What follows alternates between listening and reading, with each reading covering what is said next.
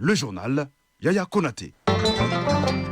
Dans l'actualité de ce lundi 4 août 2025, après Tokyo au Japon, direction Avaza au Turkménistan, le Premier ministre Abdoulaye Maïga prend part aujourd'hui à la 3e conférence des Nations Unies sur les pays en développement sans littoral. La rencontre qui se tient dans une station balnéaire du Turkménistan se propose d'explorer des partenariats utiles pour libérer le potentiel des pays concernés. Ici, au Mali, des jeunes de la région de Kaï outillés pour affronter le marché de l'emploi. Ils sont au total 350. En fin de formation, ils viennent de recevoir des kits d'insertion. C'est dans le cadre du projet TAMA, financé par la Belgique et mis en œuvre par l'Organisation internationale des migrations.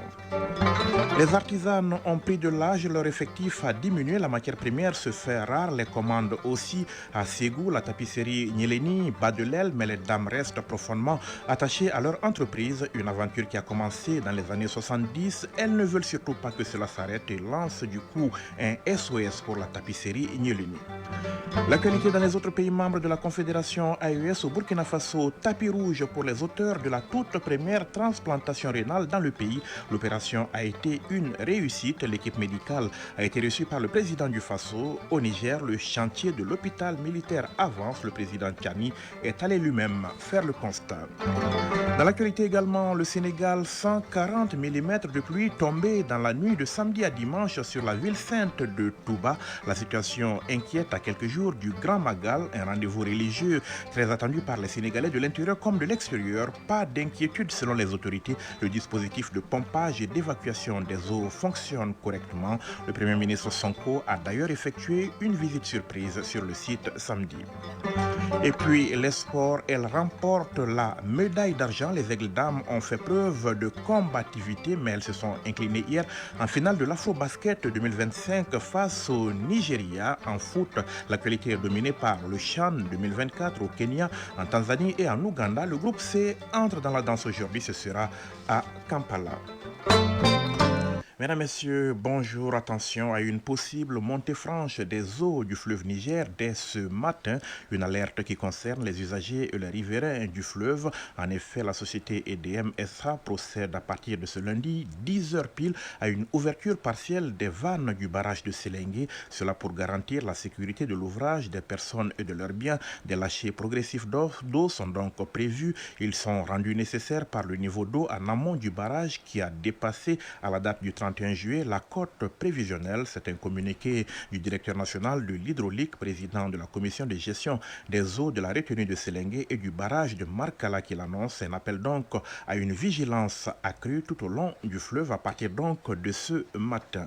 Fin de la visite au Japon pour le Premier ministre, le général de division Abdoulaye Maïga, direction le Turkménistan. Dans ce pays d'Asie centrale, le chef du gouvernement prend part aujourd'hui à la conférence des Nations Unies sur les pays en développement sans littoral. La conférence offre l'occasion d'explorer des partenariats utiles pour libérer le potentiel des pays en développement sans littoral. Des solutions innovantes, des partenariats stratégiques, un investissement accru peuvent aider à relever ces défis et à libérer le plein potentiel de ces nations. C'est justement l'objet de la réunion qui se tient donc dans la station balnéaire de Evaza. Nous y reviendrons bien évidemment dans nos prochaines éditions. Avant de quitter Tokyo, la capitale japonaise, le Premier ministre a rencontré la communauté malienne vivant sur place. La colonie est forte de quelques 250 personnes, employés d'usines de manufacture, étudiants donc ou sportifs. Ils ont à cœur d'apporter leur pierre à l'édification du pays. Le chef du gouvernement a eu avec ses compatriotes des échanges sur la marche du pays. Mamari Kone, Aliou Touré. Après avoir présidé le lancement de la journée du Mali à Osaka, le Premier ministre et chef du gouvernement a pris en toute simplicité le TGV direction Tokyo comme un passager ordinaire. Le général de division Abdoulaye Maïga et sa délégation prennent place dans les wagons numéro 10 pour parcourir environ 600 km. Comme lors de ses précédentes sorties à l'extérieur du pays, le Premier ministre respecte une tradition qui tient à cœur le président de la transition, à savoir accorder un moment d'échange à nos compatriotes établis à l'extérieur. La rencontre du jour est une occasion pour le chef du gouvernement d'apporter à nos compatriotes du Japon des nouvelles fraîches du pays. Dans son discours, l'ambassadeur du Japon, le général de division Didier Dako, a fait un aperçu sur les Maliens vivant dans les 7 pays de sa juridiction. Au total, ils sont 700 Maliens, dont 250 au Japon. Didier Dako, ambassadeur du Mali au Japon. Ces Maliens travaillent pour la plupart comme employés dans les usines de manufacture On compte aussi une soixantaine d'étudiants répartis sur différentes universités à travers le pays. Des étudiants pour certains qui arrivent dans le cadre des bourses octroyées par le gouvernement japonais et pour d'autres à leur propre compte. Une autre catégorie de jeunes arrive dans le cadre du sport. Évoluant dans les clubs sportifs des universités, ils poursuivent des formations diplômantes en relation avec leur niveau. Tout comme au Japon, on retrouve des Maliens dans les autres pays de la juridiction de l'ambassade du Mali au Japon.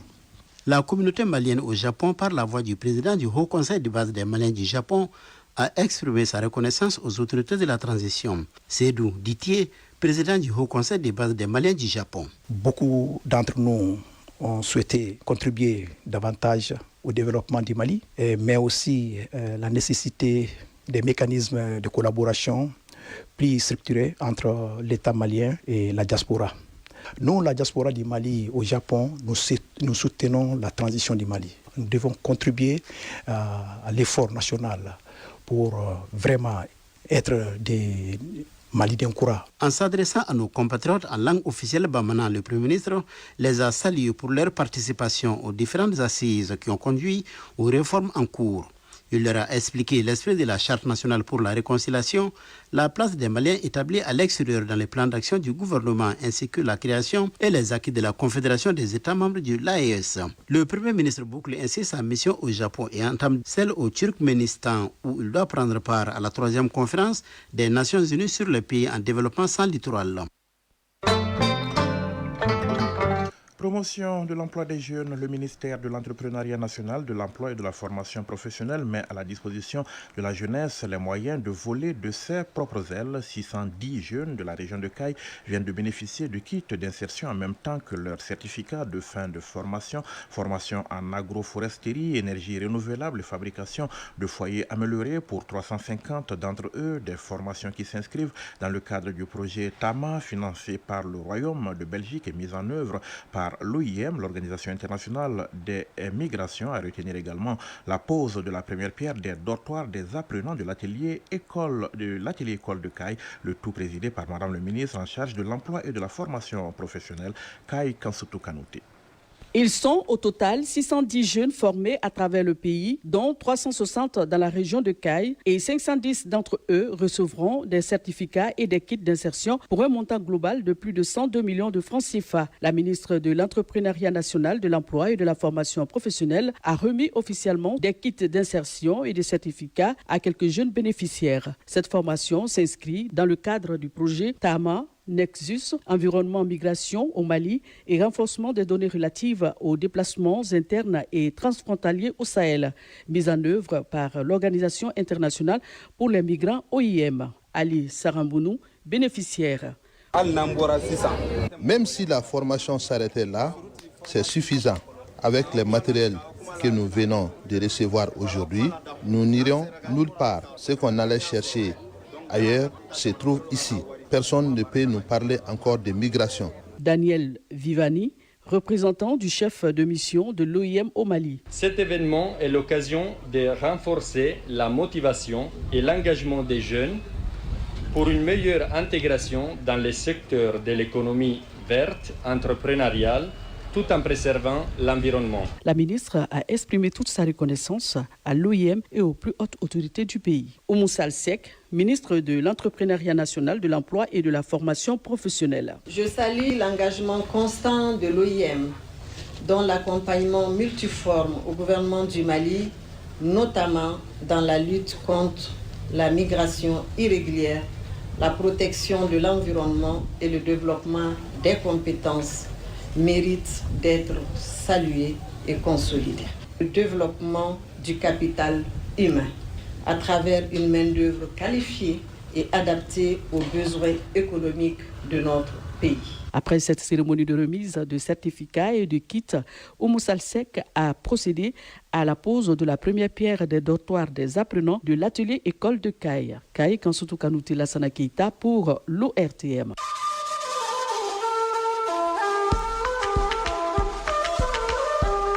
AES Actualité.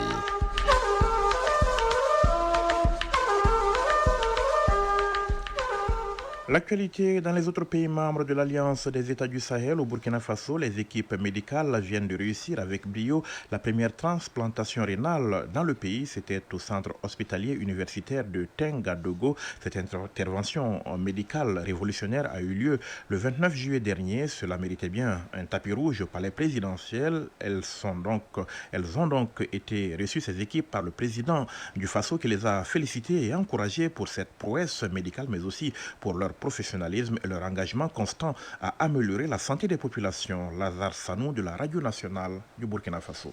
Conduite par le ministre de la Santé, Dr Robert Lucien Jean-Claude Kargougou, l'équipe composée d'experts burkinabés et turcs a été saluée par le chef de l'État pour le professionnalisme et l'engagement avec lesquels elle a réalisé cette première greffe de rein au Burkina Faso. Une avancée majeure pour le système de santé au Burkina Faso qui ouvre la porte à d'autres types de transplantation d'organes d'envergure.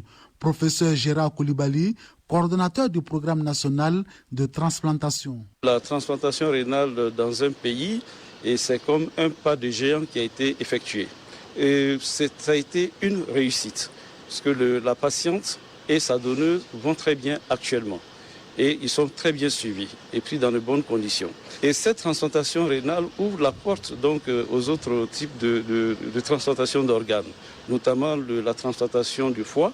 Et il y a 12 organes qui vont suivre par la suite. Cette prouesse est le fruit d'une synergie d'action entre experts burkinabés et turcs.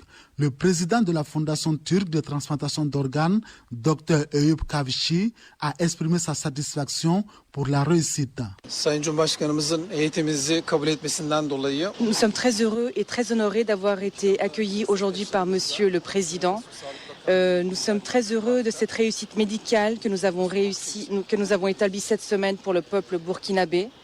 La première transplantation rénale réussie a eu lieu dans votre pays.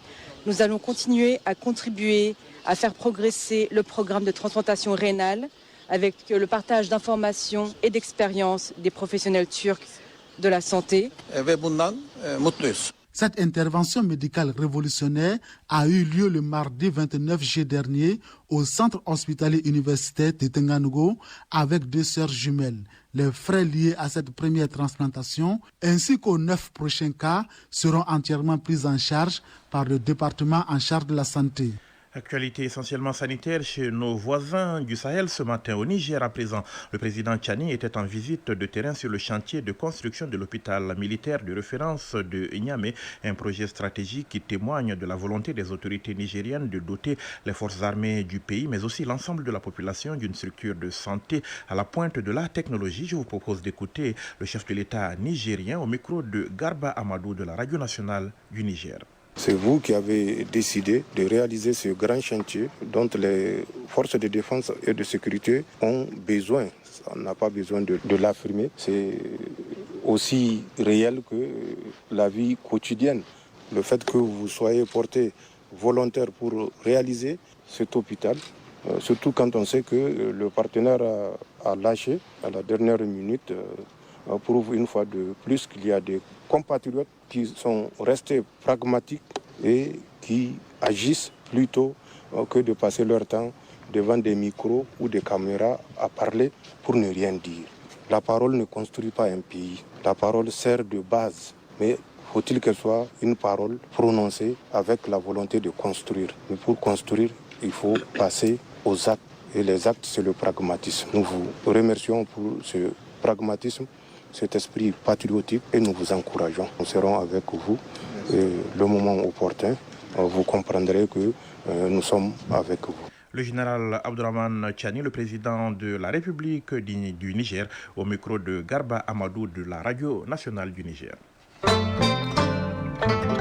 À 7h14, voyons ce qui fait à présent l'actualité hors espace. AES au Sénégal, Touba victime d'inondations à quelques jours de l'important pèlerinage du Grand Magal. C'est un rendez-vous religieux très couru par les Sénégalais de l'intérieur comme de l'extérieur. 140 mm de pluie ont été enregistrés dans la nuit de samedi à dimanche sur la ville religieuse, mais pas d'inquiétude. Selon les autorités sur place, le dispositif de pompage et d'évacuation des eaux aurait bien fonctionné avec le démarrage de la saison des pluies. Les craintes sont tenaces dans cette cité où l'on note chaque année des inondations importantes. Samedi, le Premier ministre Ousmane Sonko a effectué une visite surprise des installations et des chantiers d'évacuation des eaux.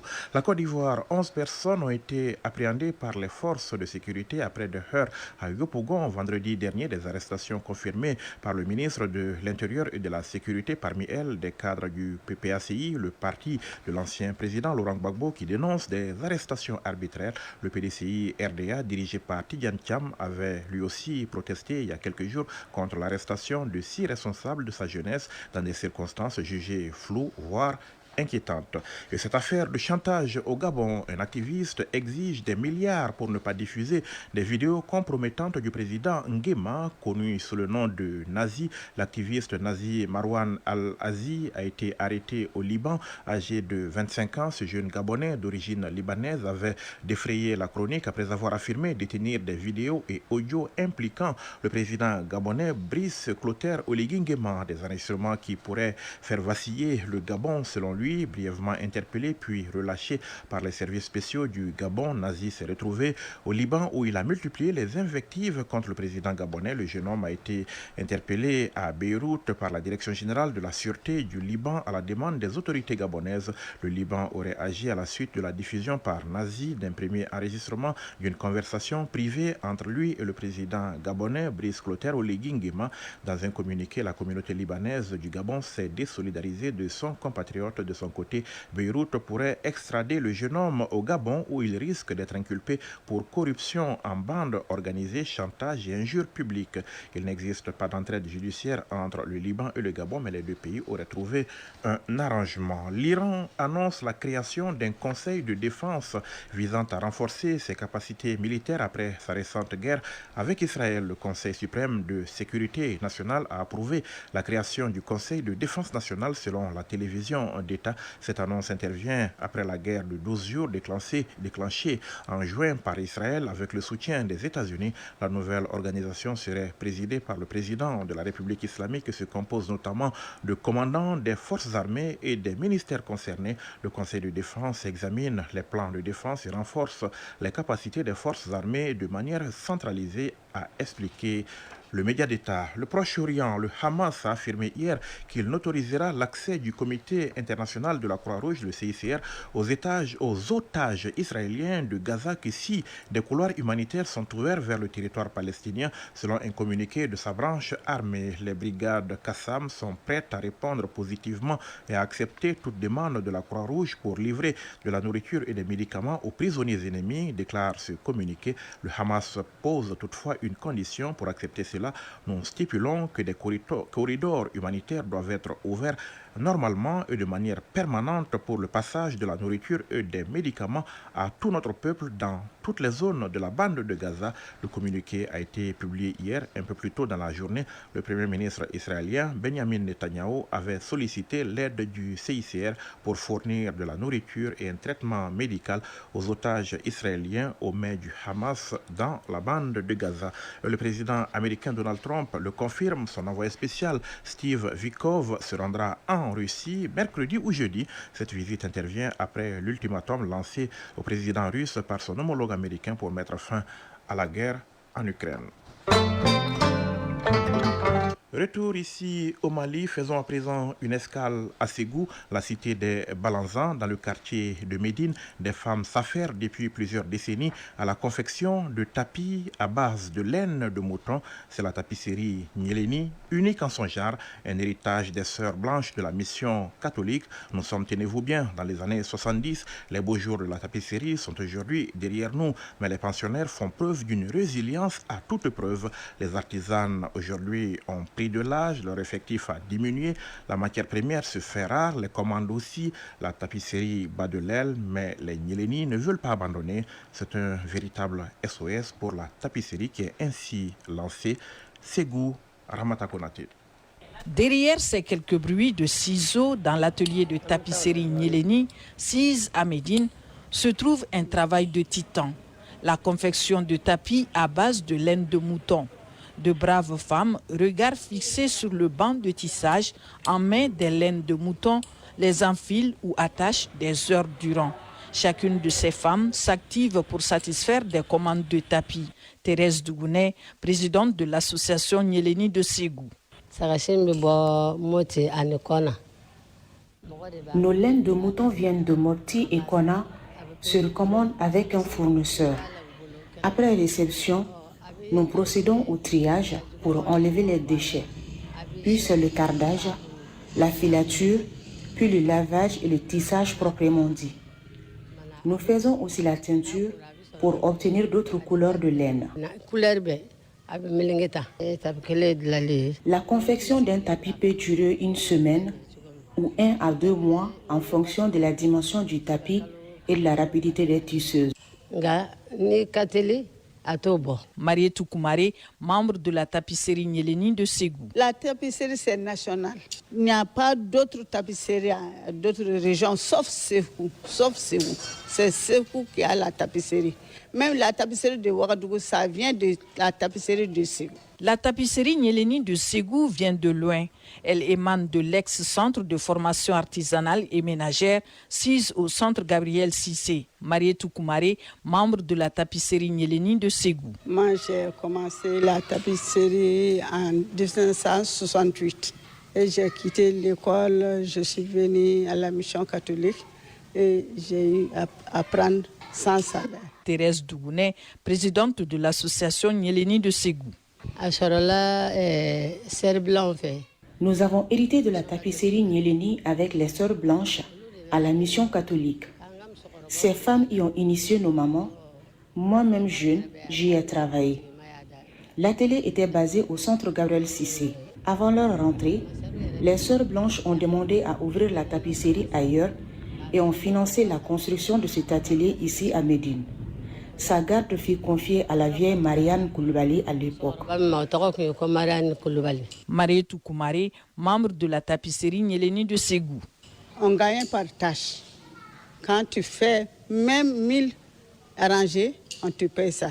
Quand tu fais 5 arrangés, on te paye ça. Les filatures sont payées par kilo, les laveuses sont payées par kilo et les tisseuses sont payées par arrangé. Mais ici, on a ouvert à Nyeleni. Tapisserie Nyeleni en 82. Ça marchait beaucoup. Thérèse Dougounet, présidente de l'association Nyeleni de Ségou. À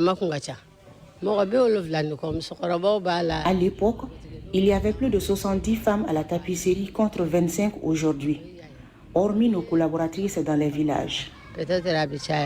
Nos clients étaient surtout des étrangers. À cause de l'insécurité depuis 2012, ce n'est plus le cas. La rareté des commandes et bien d'autres difficultés menacent la tapisserie. Thérèse Dougounet.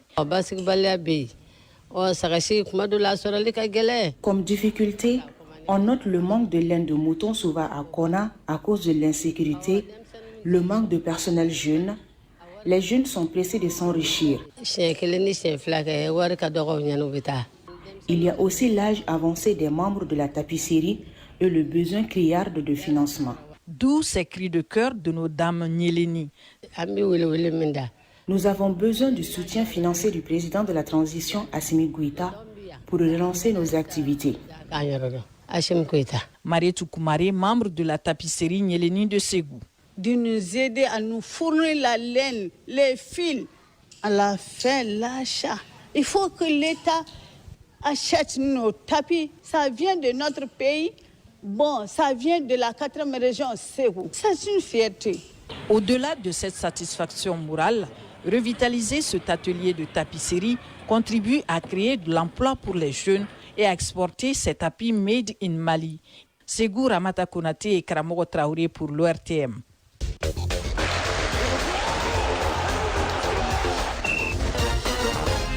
7h24, l'heure des sports ce matin. Et les sports, c'est avec Fotigui Tunkara en direct de ce studio. Bonjour Fotigui. Bonjour Yaya Konaté, bonjour à tous. Et on va commencer bien évidemment par l'Afro-Basket senior féminin Abidjan 2025. Les Aigles dames y ont cru jusqu'au bout, mais ce sont les Nigériennes qui l'ont emporté.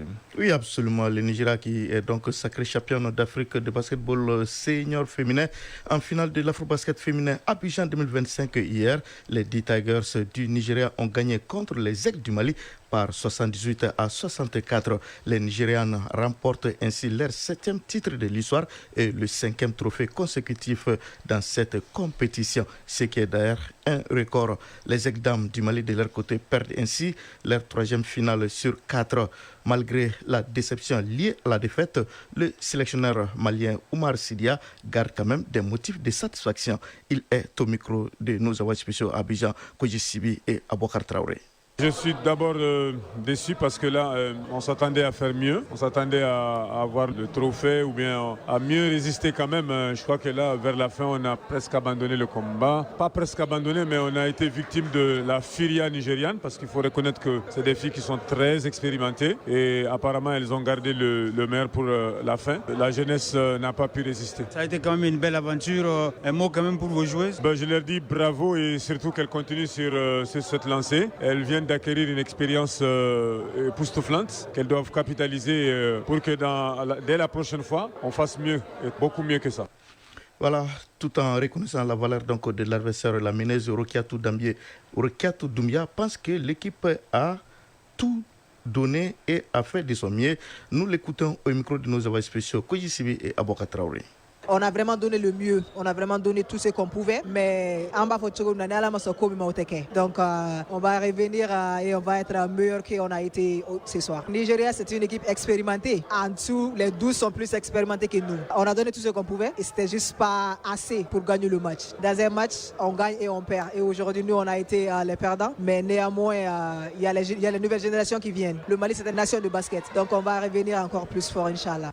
Voilà, la meneuse Rokiatou Doumbia qui pense que son équipe a tout donné et qui garde néanmoins quand même de l'espoir. Alors, on va juste rappeler qu'en match de classement pour la 3e place, le Soudan du Sud a donc disposé du Sénégal 66-65. Et on va se joindre à vous pour féliciter nos basketteuses. On passe au handball avec le championnat national. La phase des poules s'achève demain mardi et tous les qualifiés pour le carré d'As seront connus. Oui, ce sera l'issue donc du dernier match du groupe B qui mettra aux prises demain mardi l'AS Biton de Ségou et le centre omnisport de la Fiabougou. Le COL à partir de 16h dans la salle Abdallah Maman Aïdra du stade du 26 mars de Irmadio. Au programme, c'est lundi. Dans le groupe B, le centre omnisport de Missabougou COM affrontera le centre Maïga de la base CMB à 15h. Mais avant, à 11h, dans le groupe A, la commune de Joura contre l'AS Mandé dans un match presque sans enjeu, puisque les deux demi-finalistes dans ce groupe sont déjà connus. Il s'agit de l'ISWAS et de l'AS Police. C'est pareil chez les dames. Les équipes qualifiées pour le Caredas sont donc connues depuis la semaine dernière. 2 rencontres ont eu lieu hier. Dans le groupe A, l'ISWAS a dominé la commune 6, 25-23, tandis que dans le groupe B, Sony AC de Gao a perdu contre l'AS Biton de Ségou 25-26. Parlons foot à présent. Footigi a commencé par du foot féminin. Le tournoi qualificatif de la zone A de l'UFOA pour la Ligue des Champions CAF 2025 démarre demain au Sénégal. Oui, ce sera à l'annexe du stade Abdoulaye Wade de Dakar en match d'ouverture demain. L'ISFAS du Mali jouera contre les Aigles de Médina du Sénégal. Le coup d'envoi du match est prévu pour 16h. Juste après, à 19h, Ram Kamara de la Sierra Leone affrontera Determined Girls du Libéria. Brewuliang FC de la Gambie est donc exempté de cette journée inaugurale. En poule unique, 5 clubs s'affronteront dans ces mini-championnats pour décrocher le précieux sésame. Je précise que seule l'équipe championne se qualifiera pour la Ligue des champions féminines d'Afrique de football saison 2025-2026. À rappeler que ces tournois qualificatifs de la zone A de l'UFOA pour la Ligue des champions féminines CAF 2025 se tient du 5 au 17 août au Sénégal. Et on aborde à présent le CHAN 2024. La première journée se poursuit ce lundi avec l'entrée en jeu du groupe C. Ce sera à Kampala, en Ouganda. Oui, le groupe C fait son entrée en scène au CHAN 2024 aujourd'hui avec la première journée, donc avec la première sortie donc, du Niger, de la Guinée-Conakry, de l'Ouganda et de l'Algérie. L'Afrique du Sud étant exemptée de cette première journée dans le groupe C. Le programme prévoit 2 rencontres cet après-midi au stade national Nelson Mandela de Kampala en Ouganda. À 14h, le Niger sera opposé donc, à la Guinée-Conakry. Puis à 17h, l'hôte de ce groupe en découdra avec l'Algérie. Hier, dans le groupe A, à Nairobi au Kenya, le Maroc a gagné contre l'Angola 2-0. Le Kenya a battu la RDC 1-0. La Zambie était exemptée de cette première journée dans le groupe A, l'une des 3 poules à 5 équipes. Dans le groupe B, hier, à Dar es Salaam, en Tanzanie, Madagascar et la Mauritanie ont fait match nul 0-0. En ouverture, samedi, la Tanzanie a battu le Burkina Faso 2-0. Dans le groupe B, la Centrafrique est exemptée donc de cette première journée dans le groupe B. C'était donc les sports et c'était Fotigui Tunkara en direct. Merci Fotigui. Merci à vous aussi. Belle journée. Pareillement. La sagesse populaire qui nous enseigne que le jour où la sauce qui accompagne le plat collectif n'est pas appétissante, eh bien c'est le jour où les orphelins mangent à leur faim. Le jour où la sauce qui accompagne le plat collectif n'est pas appétissante, Fotigui, eh bien c'est le jour où les orphelins mangent à leur faim. Une façon de dire que les pauvres n'auront quelque chose en abondance que lorsque les autres feront la petite ou la fine bouche. Le rappel du sommaire de ce journal dans un instant. Après Tokyo, au Japon, direction Avaza au Turkménistan, le Premier ministre Abdoulaye Maïga prend part aujourd'hui à la 3e conférence des Nations Unies sur les pays en développement sans littoral. La rencontre qui se tient dans une station balnéaire du Turkménistan se propose d'explorer des partenariats utiles pour libérer le potentiel des pays concernés. Ici au Mali, des jeunes de la région de Kayes outillés pour affronter le marché et de l'emploi. Ils sont au total 350 en fin de formation. Ils viennent de recevoir des kits d'insertion. C'est dans le cadre du projet TAMA, financé par la Belgique et mis en œuvre par l'Organisation internationale des migrations. Les artisans ont pris de l'âge, leur effectif a diminué, la matière première se fait rare, les commandes aussi à Ségou, la tapisserie Nyeleni bat de l'aile, mais les dames restent profondément attachées à leur entreprise, une aventure qui a commencé dans les années 70. Elles ne veulent surtout pas que cela s'arrête et lancent du coup un SOS pour la tapisserie Nyeleni. L'actualité dans les autres pays membres de la Confédération AES au Burkina Faso, tapis rouge pour les auteurs de la toute première transplantation rénale dans le pays. L'opération a été une réussite. L'équipe médicale a été reçue par le président du Faso. Au Niger, le chantier de l'hôpital militaire avance. Le président Tchani est allé lui-même faire le constat. Dans l'actualité également, le Sénégal, 140 mm de pluie tombée dans la nuit de samedi à dimanche sur la ville sainte de Touba. La situation inquiète à quelques jours du Grand Magal, un rendez-vous religieux très attendu par les Sénégalais de l'intérieur comme de l'extérieur. Pas d'inquiétude selon les autorités. Le dispositif de pompage et d'évacuation des eaux fonctionne correctement. Le Premier ministre Sonko a d'ailleurs effectué une visite surprise sur le site samedi. Et puis, les sports, elles remportent la médaille d'argent. Les Aigles Dames ont fait preuve de combativité, mais elles se sont inclinées hier en finale donc de l'Afro-Basket face au Nigeria. En foot, l'actualité est dominée par le CHAN 2024 au Kenya, en Tanzanie et en Ouganda.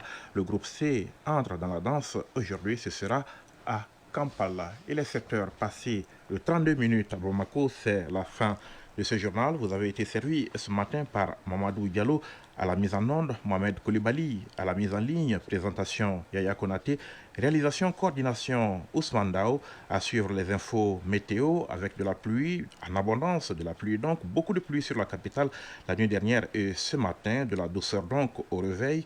Pour les avis et communiqués, vous avez rendez-vous avec Fatim Damélé. Merci d'avoir été des nôtres. Excellente journée, bon début de semaine, au revoir.